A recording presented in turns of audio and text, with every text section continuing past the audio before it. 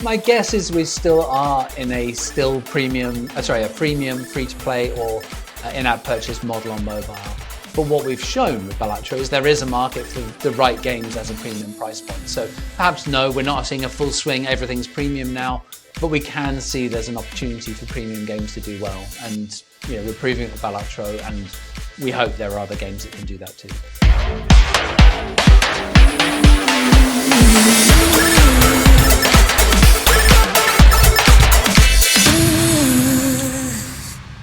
Hello world, this is the PocketGamer.biz podcast. I'm your host, Peggy Ann Saltz. Brian, Brian Baglow is off doing something fantastic for Scottish Games Week, and we'll be reporting back on that. But in the meantime, here we are looking at amazing games. We always hear it has to start with an amazing game. Well, it also has to start with an amazing strategy. And that's what we have here today, because my guest did both. He turned one great game into a premium success story. And that is rewriting the playbook for indie publishing. If you don't believe me, well, he was also the keynote at PG Connects in London telling this story. So the name of the game is Balatro. We'll hear about that in a moment.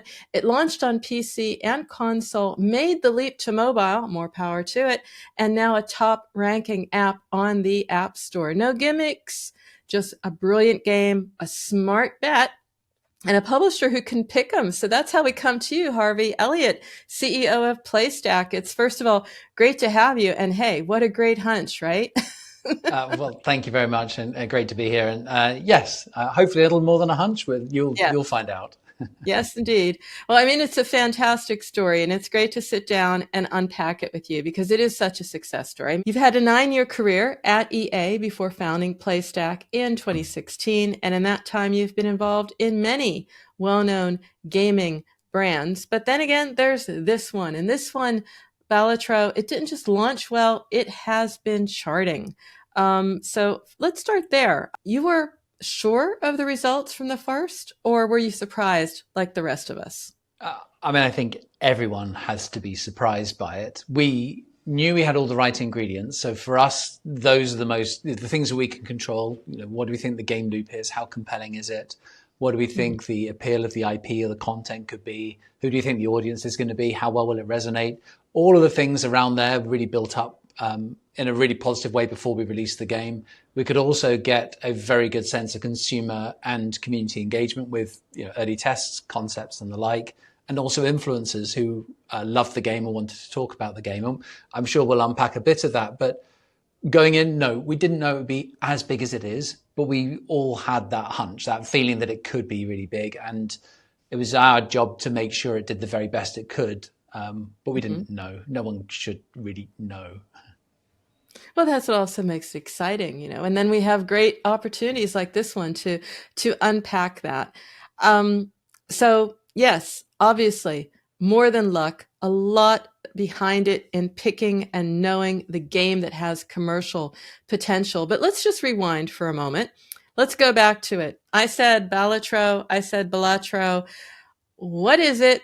Give us a 60-second story rather, of the game, who it is, who built it, how'd you got involved? Great. Yes, happy to do that. And to answer the question, is it Balatro or Balatro? We're not 100% sure. We had a meeting with the developer very early on when we were recording our announce trailer, and we needed to say in the VO, hey, it's Balatro. And we said, how do you pronounce it? And I think he said Balatro. And then we were on a call a couple of weeks later and he called it Balatro. And so we never really know 100%, but we quite like Balatro. But the great thing is whenever it's talked about, we won a few awards with it. We're lucky to be able to go up and collect awards. And when it's called out in the nominees list, they'll either say Balatro or Balatro or another variant. And he always tweets, it's pronounced Balatro. And it's always the same tweet. And of course, you can never tell from that. But what it is, it's an incredibly satisfying roguelike deck builder. It's got a very, very compelling core loop. It's inspired by the rules of poker, but there's no gambling or real money changing hands. It's using that as a play mechanic. And your job is just to score the most insane and highest score you possibly can. And that just really caught on. Quite a loop, because I can think of player types. I mean, it appeals to a number of the player types that we know of. It's not just competitive to score the highest. What is it about it in your view? I mean, it is a great game. What made it that game? We wish we could spot absolutely this is the bit that makes it magic. We can look at the things that we think make it magic. So that loop is incredibly quick. It's quick and it's rewarding, and you get an immediate result. There is a little endorphin hit every time you get a great score. And the game does a brilliant job of introducing what we call jokers, but they're effectively modifier cards that change the way the game will score or how things will result. And you can also change the position of the jokers so they play in a different order. And when people start discovering that little loop, they start engineering a higher score themselves. So there's a bit of chance, there's a lot of skill, there's a lot of player sort of talent and investment, and that's all rewarded in that quick core loop. So we just got addicted to it very, very quickly. And when we're addicted to it quickly, we like to think we have a good sensibility as gamers, and therefore we could see others will get addicted to it. So our job is to help package it and position it and get it to the right players at the right time, and really get them to experience it. But the core loop is the magic. It's just so compelling and it's so fun. And you got involved because exactly that. You were just brought in, and you thought, what if it's a magnet for me, it'll be a magnet for players everywhere? We're lucky because we have a fantastic discovery team. The discovery team, the group of people we have at Playstack, whose job is, their simple job brief is meet every developer with every game. And their job is to bring them into us and tell us whether they're going to be great and why. And everyone here loves playing games. And where we have an opportunity, we'll put everyone together playing a game and seeing how it goes. They found this game really, really early.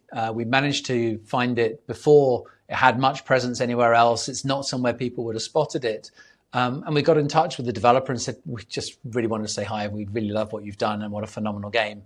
And it's a great starting place. And we show our passion for the game. We hear what the developers got in mind and think, oh my goodness, this thing is going to be phenomenal, because we love it now. And it's, we were 8-9 months from release. So, think how much games change in that period of time. But we got to be involved, and we got to shape it and got to position it.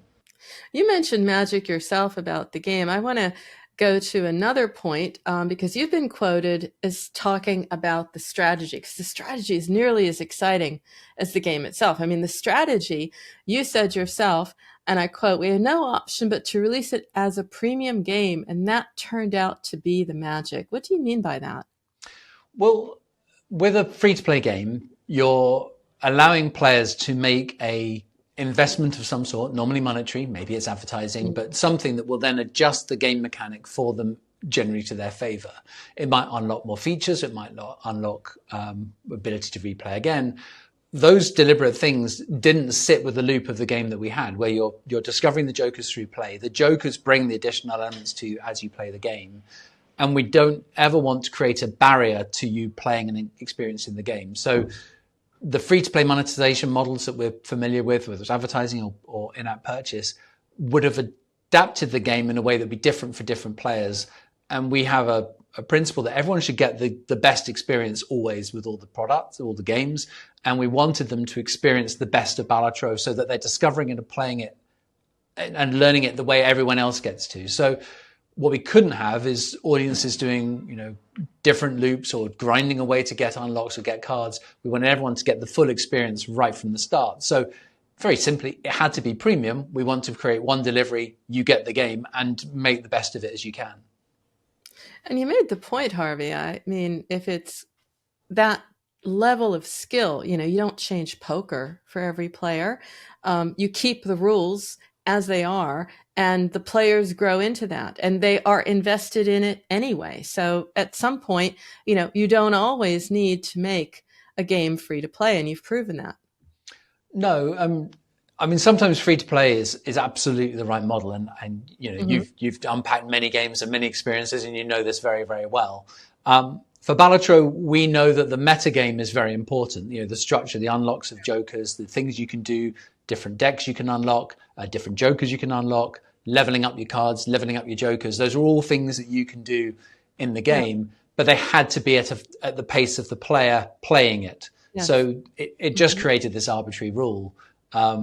which actually means that you invest as a player knowing that it's your skill that determines your progression. And I think that's very, very rewarding as a player.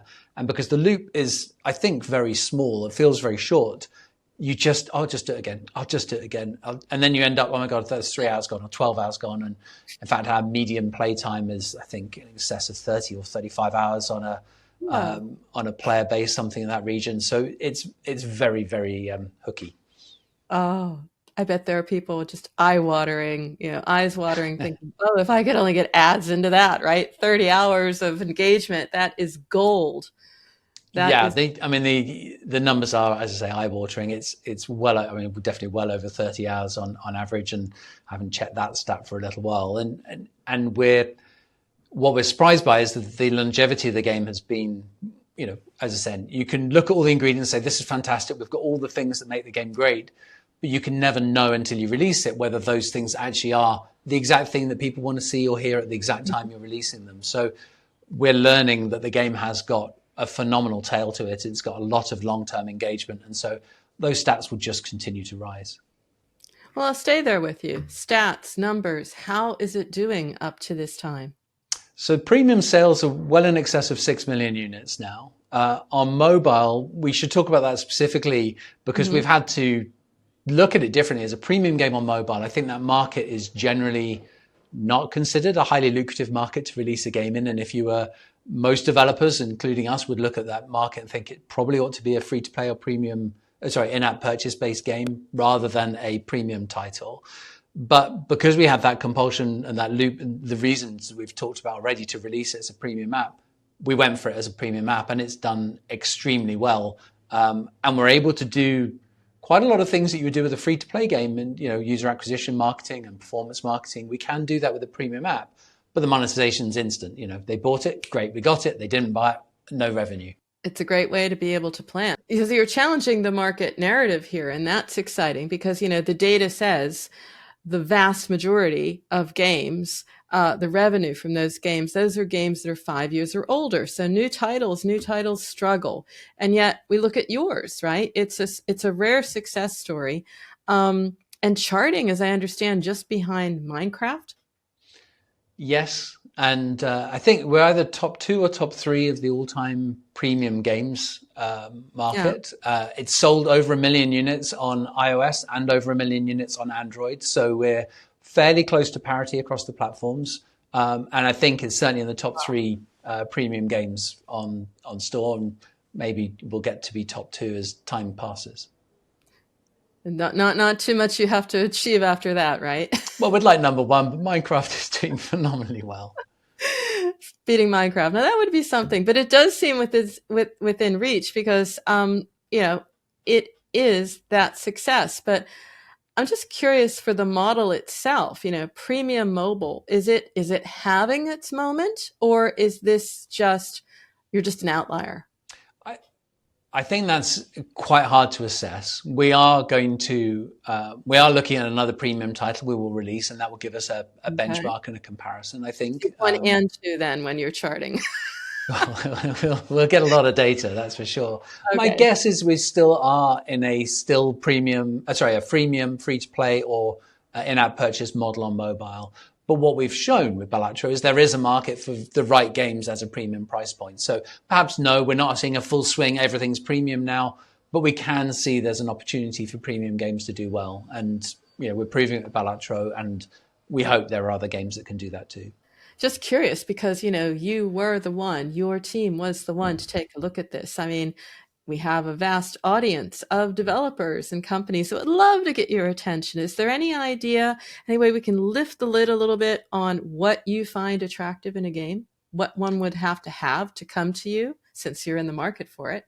Yeah, there's actually quite a lot. We do talk, and it's important. We're games publishers, we're games players. We love the games industry. I've been in it a long time. If we don't have the passion for the industry and the passion for the games that people create, then of course we shouldn't be doing this. We can find something else to do. So the passion and the belief in the games is really important. But actually, it also can't just be about that. There are lots of things we love about games. We need games that we can see those mechanics that hook. We care about quality. We know that high quality does make a big difference in markets. So we want to see that the game design is innovative, that it's either inventing a new category or it's extending a category in a very compelling way. So we don't want also rans. We want to know that the developer is a high caliber developer or capable of being a high caliber developer. So we know that they have what it takes to finish a great game and deliver it to the quality that we would all expect it to be when it releases. We're looking at the game loop. We're analyzing it either through our internal playtest, external playtests, some audience testing. So we're looking at the attractiveness of the loop of the game or the design of the game, whatever the game might be. We want to know that core is compelling. And we want to know that when we're involved as Playstack, we're here to help make a difference. So we're never just trying to take a slice of what the developer's already going to get. We're here to grow a market with a developer, and our commercial model, our business model is about partnering with a developer to enable their success. So all those things go into the pot as we're assessing games. If it's got a great design, if it's got a team behind it that we can believe in, if we can make a difference and we can find it an audience it may not have got without it, then we're very likely to want to get involved. Mm-hmm. And you've also proven that in what you're doing, because I'm thinking about a solo dev came up with this. So it's not that I have to come in there, full force. I can also be, a dev with a great idea, but also, of course, everything I need to back that up. As you said yourself, the ability to take it to the next level has to be there already, but I don't have to be next level from the start. I can come to you at the beginning of my career. Yes, absolutely. And you're right. I mean, Balatro is a solo dev somewhere in Canada. He's created this game. He's built the product, the game that he loves, he's passionate about. It's also finding a phenomenal audience. So all those things are coming together really well. And we work with teams of all sizes. Solo devs are fantastic when they've got absolutely everything in one person. That is amazing. But larger teams can also get an awful lot done. And we've seen a lot of success with larger teams, smaller teams. The magic and the commonality between all of it is it's a great game that's right for an audience that they've done something special with. Another thing I'm thinking about, and I think it's sort of like the playbook that you're rewriting here, Harvey, is also, what you would expect, which is always that decay curve, right? You have a huge launch and then, just sort of peters off. And you, however, Balatro, you've held strong. So give me an idea into what helps you most keep the momentum going there. Well, audience and player engagement is huge. So the fact the game's got a lot of longevity. So yes, it's a premium purchase. We've sold it once, but people are still playing it, months after they bought it and continue to engage. So that really helps. The game has some very sticky hooks where, you get a ridiculously high score. You can achieve these amazing combos in the game. It's very easy to capture that and post a video. And so there's an awful lot of Balatro content out there online of people achieving insane things with the scoring and eye-watering things. I'll never score as high as some of these players, but it's stuff that they can then talk about and share. So there's a virality to it that is just creating resonance.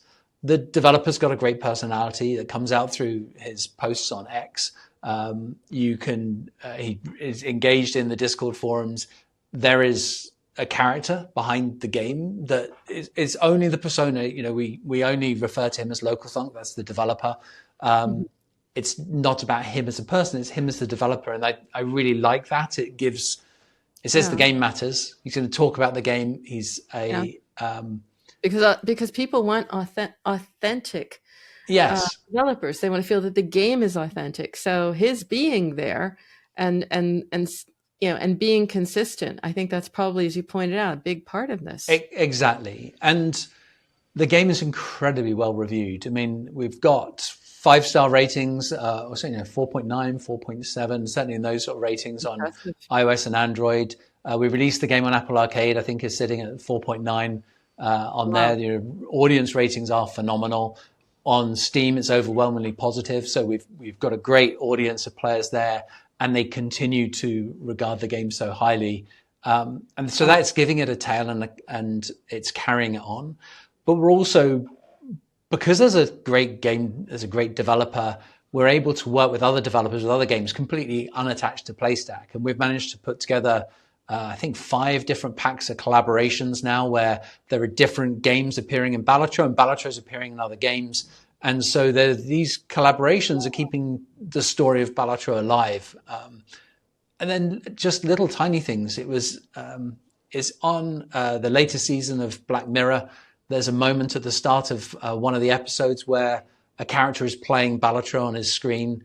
The latest Superman film launched. James Gunn, who was asked in an interview, what do you do with your spare time? And he says, I'm doing press junkets and I'm playing Balatro. I have no spare time. And those things, we're floored by them. Did you pay for this, Harvey? That is gold. I don't think we could afford it if it were. But, it's just fantastic. That is something. I mean, organic is so important. And I was just thinking, because you've been interviewed, of course, many times, and you've described it as a content magnet, something that people gravitate toward. So yeah, you're proving it, that you just sort of let them go. Your influencer community is running without having to pay. That's great. Yeah, it's still a lot of work. We want to keep them engaged. We have a fantastic marketing team here, are great at working, to find things influencers may like, but they do run with it phenomenally well. And no, we're not paying them, but they will learn from their views and their videos. So they're hopefully got a good ecosystem from it too.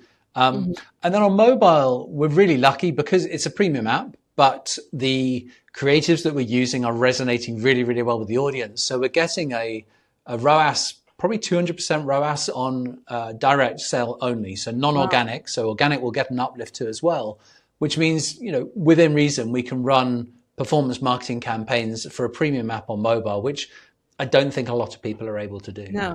No. I want to stay there because that's just it. Profitable UA.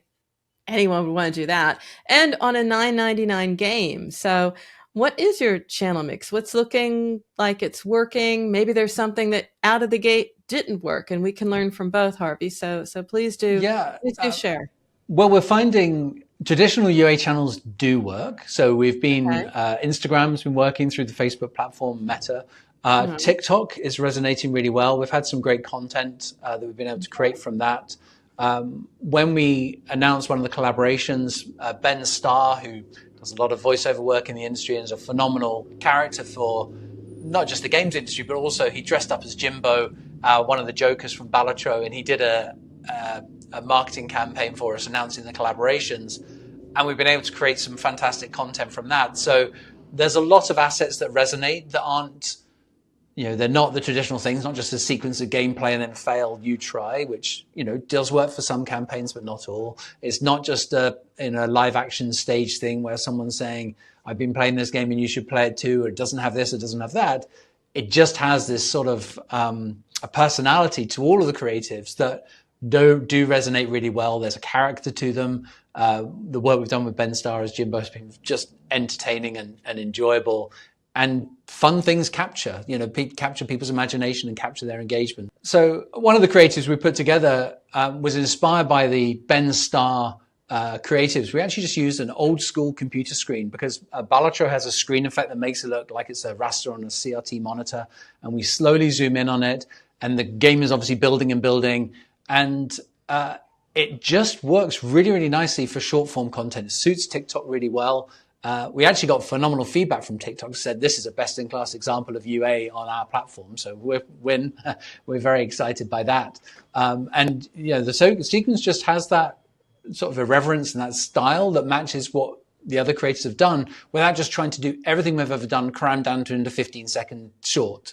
It's inspired by, but it sits alongside. It's not like an edited version. It works really well. I mean, you probably have this ongoing discussion, I would be willing to guess, because it's a phenomenal success. But at the same time, you have to sort of stay with your strategy. It might be that you're saying, oh, we could do this and we could do that and we could make it into its own brand and we could take it out. I mean, you're already on Black Mirror and elsewhere. So it's easy to get very excited about what this can be. And then at the same time, you sort of have to rein yourself back in and say, no, we have a community.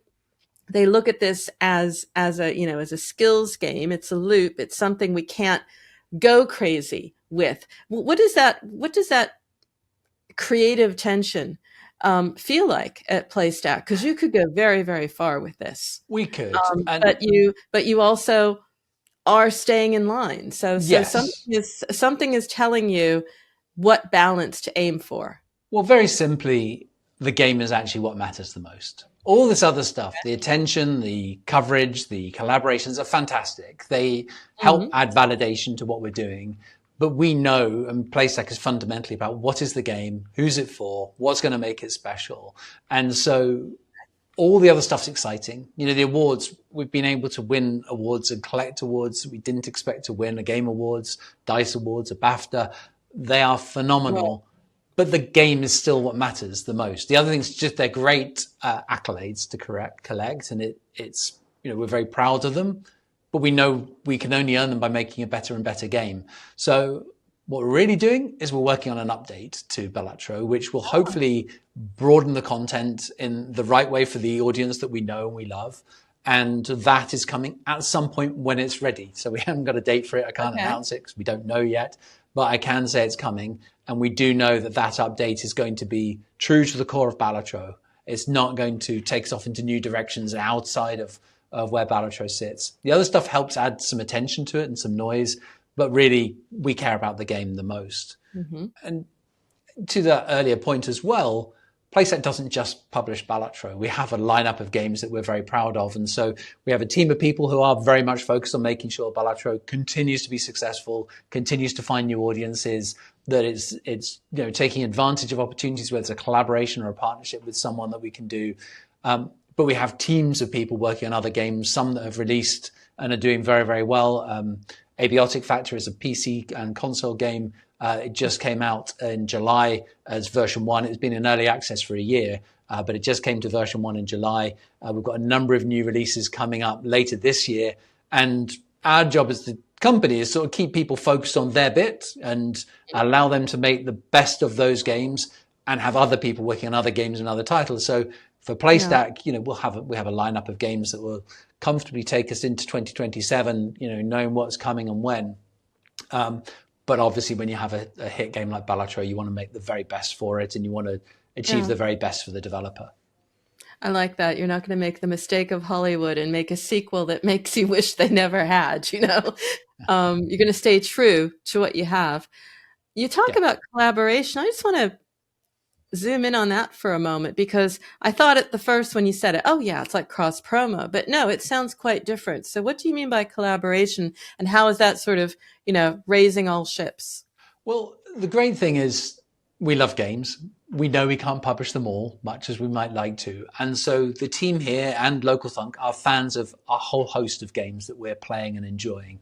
And every now and then, one of them just sends a message, or we send a message to them, hey, we love what you're doing. And they go, oh my goodness, it's the Balatro guys. Or, oh my goodness, we've reached out and Dave the Diver's reached out to us or whatever. And those are sort of, hey, love what you're doing. We love what you're doing. Hey, let's do a collaboration. A collaboration for Balatro, we have a card game. So mostly it's new face cards that you can choose in the settings. I want the Vampire Survivors face cards, or the Dave the Diver face cards, or Cyberpunk 2077. And those are in the game, and you can turn them on and you can play with a pack of cards themed to IP or games that you know and love. For some of the partners, their games have a bit more space to include bits of Balatro. So in Dave the Diver, one of the islands you can get to, you can play a game of Balatro there. And that's one of the challenges. You challenge a character, I think it's called Jimbo. You challenge the character and you play the game and you beat him. And it's actually a little version of Balatro inside Dave the Diver. In Cyberpunk 2077. Like mini games, if I can just... It's like a mini game, yeah. It's a mini game inside that game. It's always a challenge you might have to do. There is the minigame of Balatro, or a minigame created from Balatro, but it's part of to accomplish whatever the objectives of that island might be. In Cyberpunk 2077, there are little tags of these jokers spray painted on the pillars, and there's a little side quest of can you find them all? And you're exploring the world and you look for these little side quests. And in their game, you can dress your characters, so they've got merch with this sort of a distorted version of a Joker on a Cyberpunk t-shirt that you can put on your character. And you can buy that t-shirt in the Cyberpunk merch store. So in real life, so we could actually physically wear that. And those collaborations are just They're not because they're going to make money. They're because they're fun, and they're like Easter eggs in every game, and they're just cool. And there are some amazing ones. I've just named 2, but as I say, total is probably about 30 different collaborations that have happened. That is fascinating for me because you're basically doing in-game advertising of your games. Yes. And but they're not. Yeah. None of them. Subtle. Very subtle. Yeah, really subtle. None of them. You can't click those little spray tags and go, "Oh, Balatro available now. Buy it." And it doesn't say that. It's just this little hint there. It's a little hint. So it's almost like an extra reward for fans of games. That, oh, that's in there. Great. It may not trigger any sales. It's a nod. It's like this game you like and that game you like, and they've come together. Don't want to say anything about other approaches, but then it makes sort of cross promo or offer wall sound a little bit sort of in your face. This is subtle. This is interesting. You might be onto a model in a model right here, Harvey. I sincerely hope so. Very interesting. Because think about it. I mean, what happens in real marketing? You have to see a brand 20 times before it registers. I'm going to see it 20 times or bits of it, almost like clues in a way. Did you see that? Was that the Joker? Did I really see that? And so you're reinforcing the game within your portfolio of games. Very smart. That might be really breakthrough here as you develop more and more. Yes, I think so. And that's exactly it. It's familiarity through repetition. It's just, seeing it and wondering what it is and creating that inquisition where people think, I wonder what that was and what have I found out? And they start to dig and then they discover Balatro, and that's great. And they discover Cyberpunk through us, although quite a lot of people have played that. Very interesting. Might date myself slightly, but it reminds me when I was looking for clues in Twin Peaks. It's exactly the same. Because I was hooked on it. You could download books about it. I mean, I was deeply into. There's a clue here, and here you go. I saw that game. I saw that bit. That very, very smart. Let's flip it and talk to you about the publisher model. Because both been in the industry quite a while, and we know what the publishing model was. We also know about the thinking about it at first. It was very sort of, what do you look for in a partner? And there was a lot of concern about finding the right partner. What do you wish developers knew or understood more about your model? I think publishing model of old, right? So back to your Twin Peaks eras, people would make a game and they didn't have a relationship with the people who manufactured the cartridges or pressed the CDs to be able to make that game appear in retail. So the publisher job of old was to take a game, create get the binary, create the gold master, obviously QA it, test it, whatever, and do all the submission, the store work, and the marketing and promotion. And of course, with digital, that's all blurred, such that anyone could be a publisher. Anyone can create a game and publish the game. What we see as the model is we have a solo dev who made Balatro, so we'll continue to follow Balatro for a moment. He probably does know quite a lot about how to market a game, writing a bit of store text. He's seen the store text. He's seen screenshots. He knows these things. There's quite a lot of work involved in engineering that text, or engineering the screenshots, creating the gameplay videos, creating the game loop. Someone's got to do that. The work in Balatro early on was to get people to know about the game before we released the game and build their interest in it. So we did a lot of outreach to influencers. So we built an influencer community that we thought would really resonate well with Balatro through a lot of research and targeting. All of these things, whatever they are, the key art, designs, videos, trailers, content, marketing strategies, and relationships with platforms that I think do help launch games and make games successful, someone has to do it. And we're good at it because we do it frequently. We do it for lots of games, so we know more about it than people who've maybe done it once every 3 years. And someone needs to do that work, and if it's a developer doing that work, either a solo dev or a team of 16 or whatever, that's still time not spent making the game better. And back to my earlier point, we're here to share an enlarged pool with a developer. We're not here to take a slice from what the developer was going to make anyway. We're here to make the pot bigger. We're here to make a game successful. And so the model that works and the model that we believe in is we can't make any money from the game unless the developer is making money from the game. So our job is to make sure we're clear with them about what we believe the game is going to do, what our expectations for the game could be. And we set forecasts that we think are sensible, sort of the base or the median case, It's a sensible forecast based on the quality of the game, the audience we think the game's for, some benchmarking against other games that have existed in market already, but with hope and belief that we can get to higher markets. So your very first question, did you have a hunch it was going to be big? Yeah, we did. We had a hunch it was going to be huge. We did not predict it would be as huge as it is. Our biggest model, our ceiling, our highest numbers were lower than we're achieving. But that's okay, because I think you want to have conservatism in your numbers. So we're not thinking, well, I'll just tell you what, I'll buy this house ready for when the money comes in to pay for it. We want people to be successful early on, and we want to share that success with the developer. And that is the model that we believe in. So, developers, not all will need publishers, and that's okay. But if you are looking for a partner to do the things that you can't do, or you haven't got the capability for, or the experience with, then a publisher is a good route. You want to make sure you're aligned on the outcomes. So, we're successful when you're successful. The thing you're sharing, the market potential is bigger because you've partnered with someone. Nobody needs someone just to come and take, a slice of revenue away from you. They've got to be able to do something to make a bigger pot. Yes. And we're establishing a voice for Playstack and a voice for our developers that I think is beyond what a developer would be able to do on their own. And I think that, that makes it worth working with somebody like us. And no matter how we might sound, we just want to believe in each game individually. We care about every title. We care about the success of every game. And we're only going to sign up to make a game when we believe it will be successful. And the developer should only be making a game because they believe it will be successful. And since we're only going to succeed together or fail together, we're all aligned going in. So it's models of alignment. It's having belief in what the other person does is going to be additive to the overall experience for consumers. And then commercially, if we're sitting there and looking back, you think, well, it actually did what we said it would do. We beat what we said we'd do, and we're happy with that. We knew going in if it would sell that median number, we'd all be happy. Yeah. And that's where you need to be now, because, the deals aren't happening, and it really is all about sustainable and profitable growth. And that means, yes, not everybody wants to own the world. You take that piece and you think about it, as you said yourself, very sensibly. I think that was the awakening of everything we've seen in the games industry is, to be realistic. Absolutely. And we can all get caught up. And you mentioned my 9 years at EA, and EA did have some good budgets to spend on our games to create them.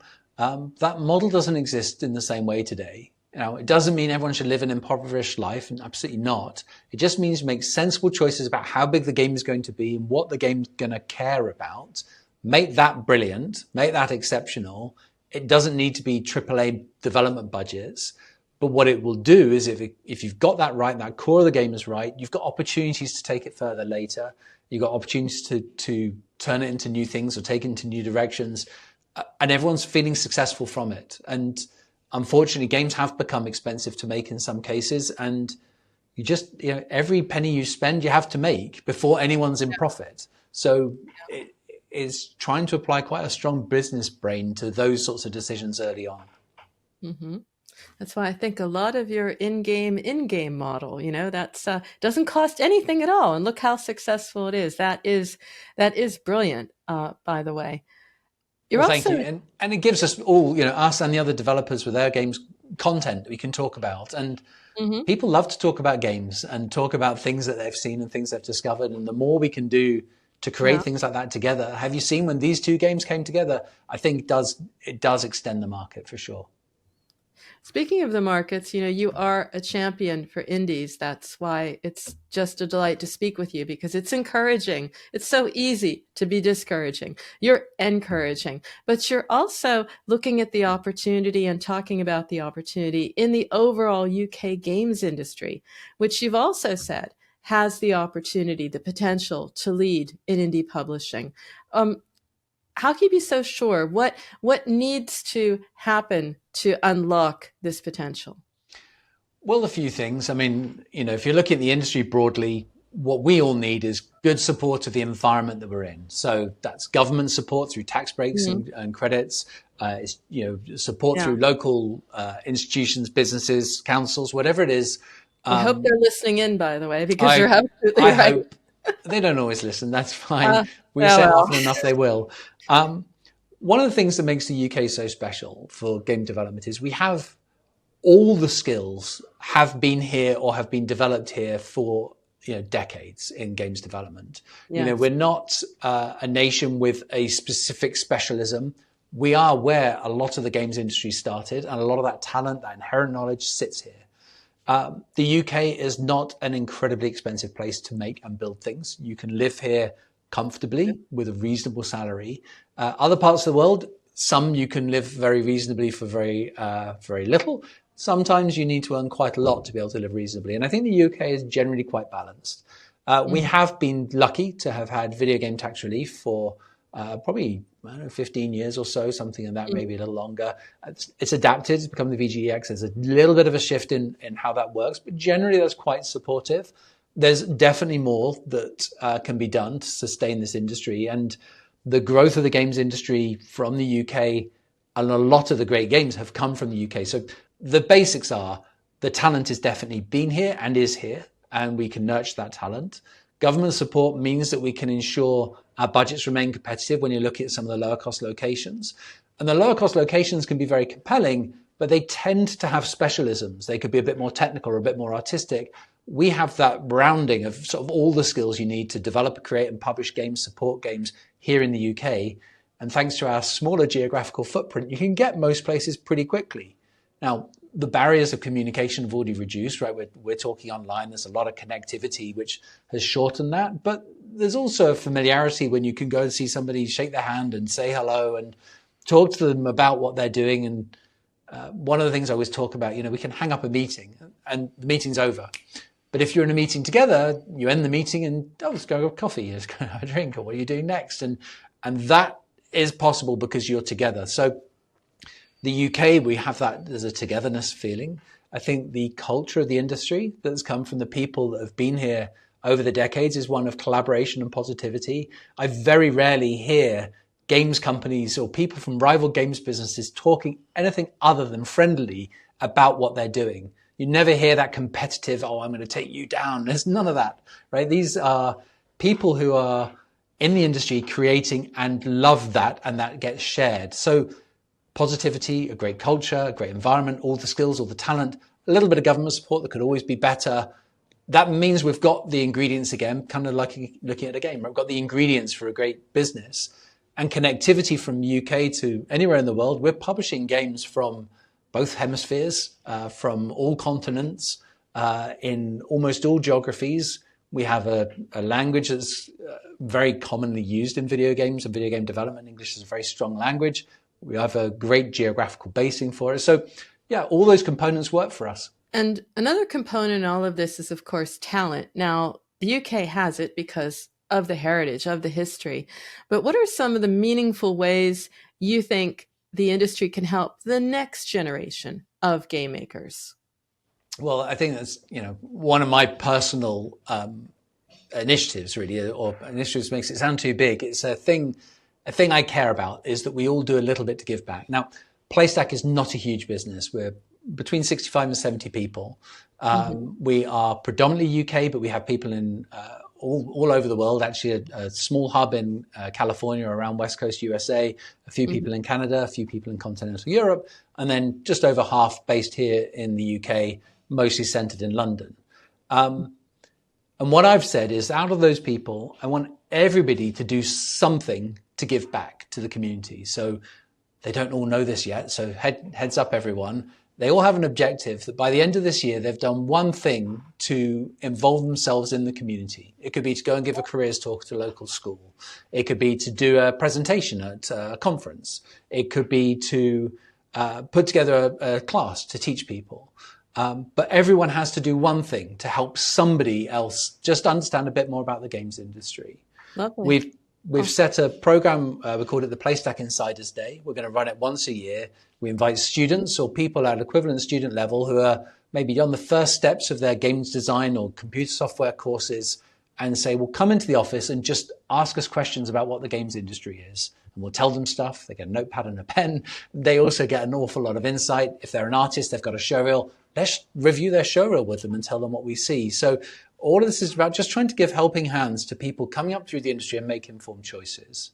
And then the third thing we're doing, and don't forget we're only 70 people, so we can't do everything, is we opened up 2 internship positions. One is a 3-month internship to cover the summer needs. One is a 1-year internship where somebody comes in with a specific need that we have to fill those 3-month or 12-month periods, and something that they need to accomplish. And we use those two to say, well, you're going to get to the end of this, you'll go back, you will finish your course.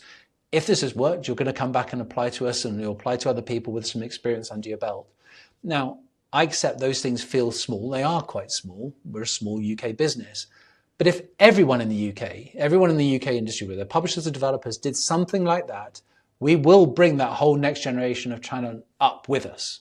And there are other things we do once people join the company. We hire interns, we hire graduate people every year, and we want to give them a good career progression. And that's something else we've done internally. But from an outreach standpoint, everyone in the games industry should be able to do something like that and just help everyone take one step forward. I truly applaud that, Harvey. You make me wish I was a developer, because I'd just be able to get in there and soak it up with all of you like a sponge. But that is so important. It is those first steps. Absolutely. And we are, of course, we're approachable. And don't forget, I said that my discovery team have been told to meet every developer with every game, so they have to answer. So they have to see if we can just find out a little bit about everything. So yes, we're definitely here for that. So let's pretend that I'm a dev. I have a great prototype. I have my pitch deck. What would make you maybe not say yes right now, but get your interest and get us moving to that second conversation? Well, it's great. I had this conversation with somebody at the weekend. They were asking, would you take a game on paper? Someone writes a great design, would you take a game on paper? And the answer is, well, yes, in theory. But we also get a lot of games that are prototypes. The tools available to us to create a prototype of a game are so amazing these days that it's pretty hard not to have a prototype for most games. So if you've got a prototype for most games and a paper design for one other, the prototypes probably will win out because they can convey what they're thinking more accurately. So whatever it is you're sending, whether it's paper prototype, whether it's a gameplay video, whether it's a digital prototype that actually works, we want something that conveys what your game is, that we can go, okay, we get it. Now, the human mind is built to create references to things that we're familiar with. So, of course, we're going to look at, it's a bit like this game or that game. But what we really like is when it's not like any of the games that we were thinking it might be a bit like. And we go, it's new. Or it's done something new for a game category that existed before. So we're looking for that. Now, I said the Discovery's team is to meet every developer with every game.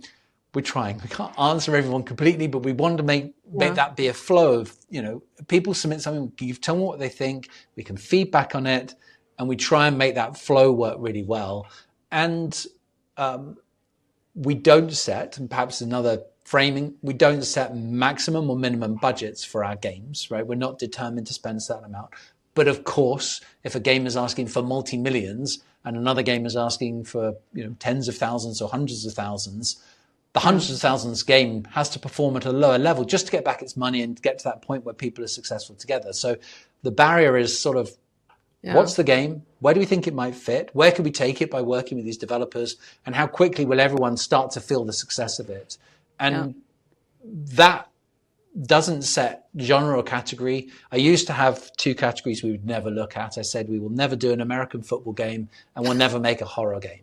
Now, the horror game is because I have had young children. My youngest is now 13. He'll watch scarier stuff than me. So horror's back on the table. Good news. American football, I don't understand it. I'm sorry. I probably will not sign off on an American football game. There are probably better people to make that. Other than that, doors are open. Mm-hmm. Okay. Well, you've had a massive hit and you have other very, very high performing games, but that's never the whole story, Harvey. There's always the one that you got right. There's always the one you didn't get right, or the one you'd like to rethink if you just had the chance. Tell me a little bit about that in your life. You've made a bet, you've had a great hit, but there are some hits and there are some misses. What about the misses in your life? Well, we all have them. And, that's the games industry, right? We see tens of thousands of games releasing every year. We talk about a few hundred that do really, really well, and then a small number that are exceptional. So you can't work in the games industry, as long as I have, without your fair share of misses and missed titles. There are 2 types of miss, I think. There's the type of miss where we all tried our darndest to make the best possible thing we could possibly make. We released it and it was rubbish, or nobody liked it, or nobody wanted it. Those mistakes tend to be, if the game's rubbish, something went wrong in development that we didn't catch, and we talked ourselves out of being a big problem. And I have a couple of those. I don't want to name them because it'll upset people. But there are some games that I just wish we'd never tried to release, that we just called it early and said, these aren't going to be good enough. Yeah. The other kind of miss is where you have a game that is really good, but it didn't quite have either the missing element that made it super sticky, or the missing component, or it was directly against another game that had just the things that you were trying to put into your game, but they came out earlier and sooner. I'm not a big fan of going to big events like E3 or China Joy. They're brilliant events, don't get me wrong, but I'm just, oh my God, look at all the games that are happening, and they're all coming out when, and they're all right on top of us. But when you're not there, they sort of find their space. They find their own moment to shine. And actually, those microcosms are just, they are that. It's a microcosm. It's everything all at once. And what do you think? The misses that I'm most regretful of are games that even today, and these, I'm talking about games that are probably, I was designing or working with teams designing 20, 25 years ago. Even today, those mechanics would be phenomenal. And you think, well, Harvey, you probably are in a good position where you can make some of those games happen now. And you're probably right, but we have a lot of choice, and this is the difficulty. But there are some mechanics for games that I just regret we never finished making, we never put out. There are two big games at EA. Again, I'm probably not allowed to say what they are, but we had two games from beloved EA franchises, so games that predated my time at EA, that were really ripe for reinvention. And there were a couple of designs that I thought were just really, really clever, really innovative, big projects, but really dynamic. And as I think today about those mechanics, I think they could be applied to games today just as easily as they could have been applied 20 years ago. So there are some games in my past that I wish we'd made, and maybe, just maybe, we'll actually make one of those now that there's a little bit of breathing room here. I encourage you to do that, Harvey. I've had so many interviews with companies that are saying, you know what, we're going to look back. They're going back to, like, you know, and there are places to do this. You probably know this because you're in the industry, but, you know, there are places to look back in the archives of video games that are sort of long lost and long forgotten, and revive them. And I've been talking with a number of devs who are saying, I'm going back there to get my inspiration for the next round. So, you know, there is something to be said for it. If you're still thinking about it, then it has legs. I do agree. Yeah. You'll have to get me in a year's time to see what I've done. Yeah. Well, you've got a lot on your plate. I mean, come on, let's be serious. But it's all moving in the right direction. It's just a fascinating discussion with you, and also very, very positive at a time when, you know, it's very, very easy to say it can't be done, or it's going to be much, much harder, or we're not in for this. I'm curious what you say to yourself as a sort of motivational mantra or motto or something, because it is so easy to think and be overwhelmed by the negatives at this point in time. How are you able to keep so positive, Harvey? Well, it's a great question. I mean, I do think moments like this, these sorts of podcasts and shows really help, right? Because they force you to stop and look at where you are today and just say, what have you done? And, you know, CEOs of businesses, our job is to look ahead, to look to the future and think, where will we be? Where will we be in 3 months, 6 months, 9 months, 12 months, 18 months? The more successful we are, the further we can raise our horizon. So through the success of Balatro, Abiotic Factor, Case of Golden Idol, Rise of the Golden Idol, games from the last couple of years for Playstack, we've been able to lift our horizons and start looking further. And I can tell you, where I can see to is very positive. The games industry is growing. It is still growing every year. The economics did break, and that's caused horrendous impact to people in the industry. And no matter how positive I feel about Playstack and where we're going, you can't help but see and feel sad for people who've lost their jobs and seen restructuring, seen changes. But the hope is still there. The industry is growing. These are talented people. That wasn't the right thing for whatever reason, but there is hope. If they've got the appetite to go again, there will be an opportunity for them to do something in this growing market. We're not shrinking. We're not all chasing a smaller and smaller market every year. And that's why I think we still have that positivity, and there's not that aggressive competition we were talking about earlier. we're all able to bring new to the market, and they can all coexist and they can all be part of this market. And so that feels positive to me. But because I can lift my horizon just that little bit, we've got some good success behind us. We know that the strategies we put in place, which I quickly touch on. I was writing a strategy document because that's part of my job to say, where are we going and where are we headed? And I closed it and I went on holiday and I came back and I reopened my strategy document, but I'd forgotten where I saved it. So I searched strategy and it opened up a strategy document I'd written in 2019. And so I opened that and I compared it to my 2025 strategy. And the basics of the business are exactly the same. The same approach, developer first, building audiences and communities around the game experiences that we love, looking for games that extend or reach beyond the games that already exist in market. Those things are the same.